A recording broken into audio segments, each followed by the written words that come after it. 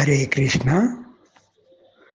గంగా ప్రవాహం లాంటి మీ వాక్చాతుర్యంతో అందరి భక్తుల హృదయాలలో అనన్యమైనటువంటి భక్తి భావాలను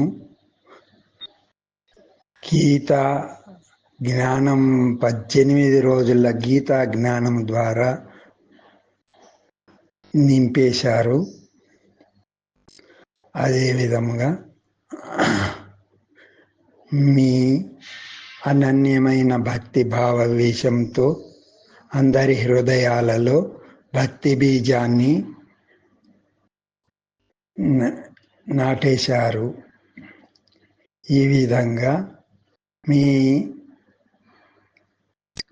ఆ దేవాది దేవుడు కృష్ణ భగవానుడు సంపూర్ణమైనటువంటి శక్తిని ఇవ్వాలని, మీరు అనంతంగా ఈ విధంగా కొనసాగాలని కోరుతూ